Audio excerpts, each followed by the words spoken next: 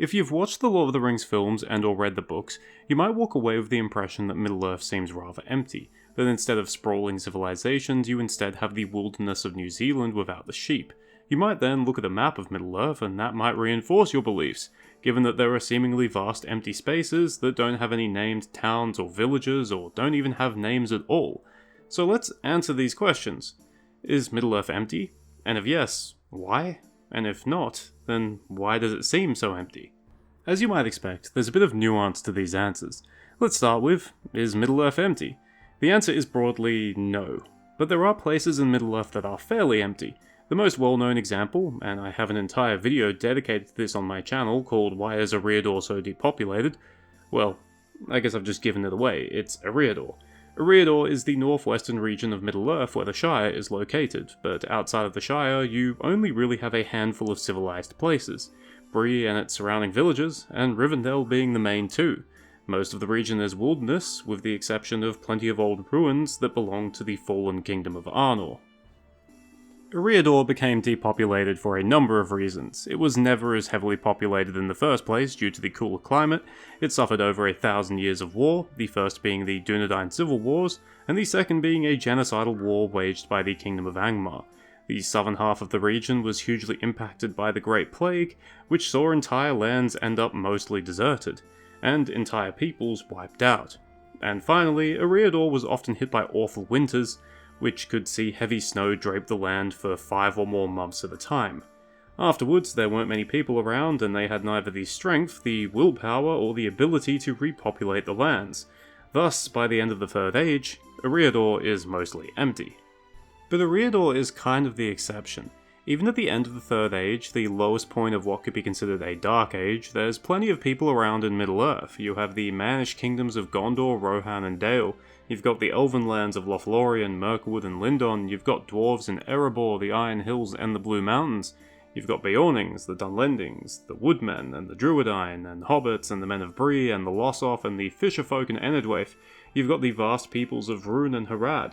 While some lands are genuinely empty of people, most fertile inhabitable lands have at least some people living in them, even if it's just scattered, non-centralized communities.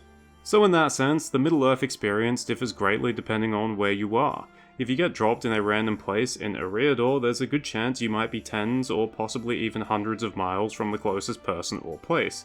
Alternatively, if you get dropped in, say, Lebanon, in Gondor, you're in the heartland of a very busy kingdom. Sure, it's on the decline and well past its golden age, but pick a direction and walk, and there's a good chance you'll run into a person or place fairly quickly. But if Middle-earth isn't really that empty, then why does it feel so empty? I think this has a lot to do with the story of the Lord of the Rings, what the characters are doing, and where that leads them.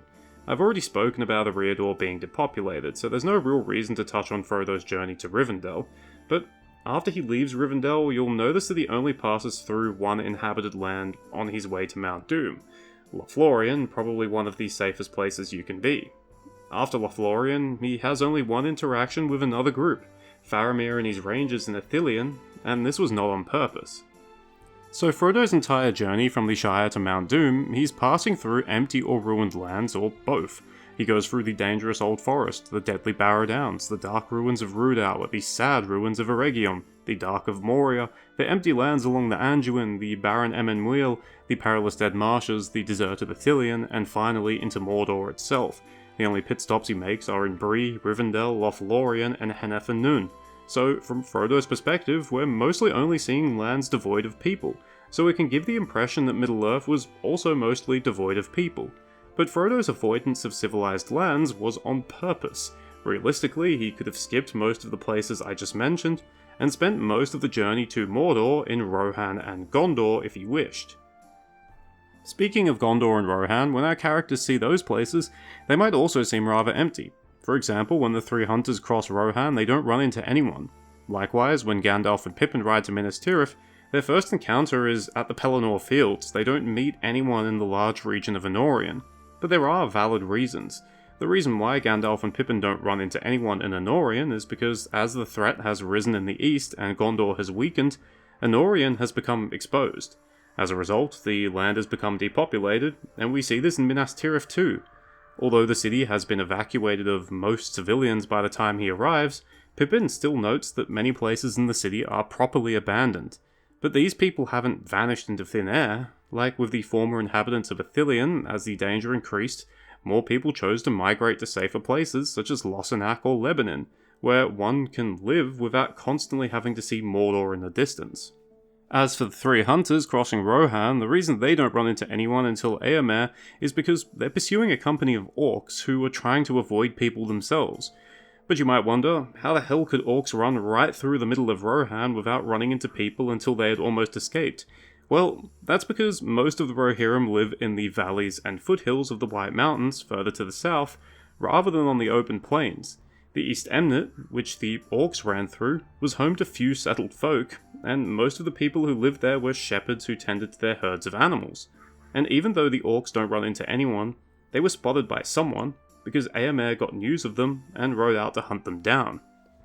The simple fact of the matter here is that even though Gondor and Rohan have large populations by Middle-earth standards, those populations aren't evenly spread, and as a result, even those two kingdoms have plenty of lands that are sparsely populated or even empty, pretty much like most countries in our own world. And unfortunately, those are the lands that our characters tend to visit more, because Middle-earth is at war, and our characters aren't regular folk. They're leading armies, defending fortresses, pursuing foes, and taking part in extremely important secretive quests. They aren't taking a leisurely stroll through the countryside, absorbing the sights and sounds of fairer lands. Apart from the story itself and the places our characters visit, I think there's two other things contributing to the idea or feeling that Middle-earth seems empty. One of them is perhaps the biggest influence on how we picture Middle-earth, and that is obviously the Peter Jackson films. Some of this is a consequence of the beautiful panoramic views we get of New Zealand's nature. And while this works really well for when the Fellowship is travelling through more wild regions, it does make the world seem less lived in when it comes to the less wild regions. While I don't really have any issues with how Rohan is portrayed, I think the visual portrayal of Gondor does make the world seem emptier than it is. For example, the Pelennor fields are completely empty in the films, whereas in the books they are described as rolling townlands and farmlands. Also, thanks to the removal of pretty much anything to do with southern Gondor, the only evidence we get of it actually existing in the films is the short shot of Pelargir burning. At least, I assume it's meant to be Pelargir because it's quite small in the film. If you aren't paying attention during that one scene, it would be very easy to walk away and assume that Gondor is pretty much just a city-state. That being said, these are all minor issues that I don't really think take away from the quality of the movies. They're just not completely accurate to the books, which is fine. The other major thing that could contribute to the feeling of Middle-earth being empty is the map. I love the map, I've done lots of videos about it on my channel, but it would be a fair observation to say that a lot of it is empty. Or rather, nothing is labelled. This isn't a criticism, because some of these places are actually empty. Some of them have people living there, but these people don't really live in towns or cities, so what are you supposed to even mark? And some of these places, such as Harad and Rhûn, are beyond the scope of our characters' knowledge, and those are the people that we mostly perceive Middle-earth through. But then we come to Rohan and Gondor, and despite being large populous kingdoms, even these places only have a handful of settlements marked on the map, even on the maps that specifically focus on them. And once again, this can give the impression that not much exists in these kingdoms apart from those places, but this definitely isn't true. There's a very important fact about Middle-earth. It's a world based off the early medieval period, so it's a world that is overwhelmingly agrarian. While there are big cities, most people live in villages and small towns, and this becomes increasingly true as the Third Age progresses as more cities fall into decay, like Minas Tirith, or are abandoned, like Osgiliath.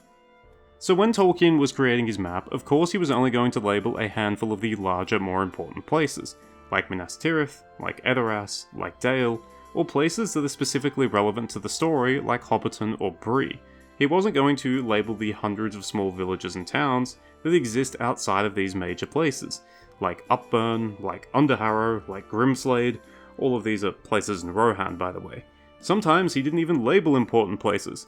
Oldburg was the first capital of Rohan, was ruled by Éomer, and was probably the second most important town in Rohan.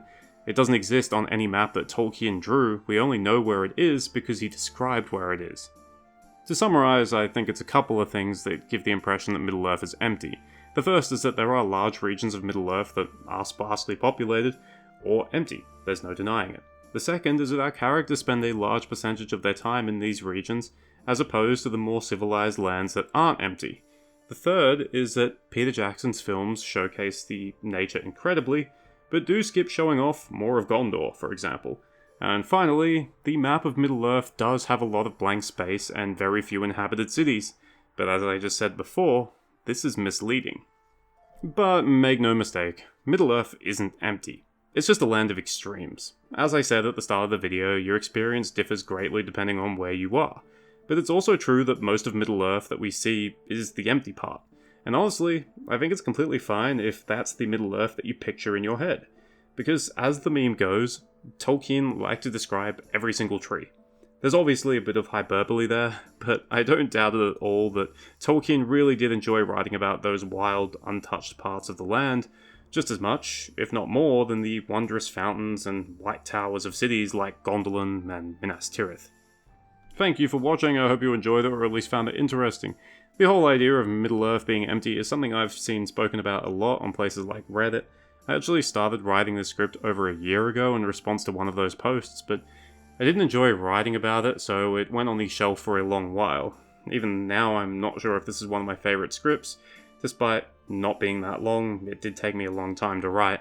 I don't know, some things are just hard to write about, especially when you're not asking ChatGPT to do everything for you. Or anything at all. Cheers, farewell, and remember, Middle-earth might not be empty, but my head often is.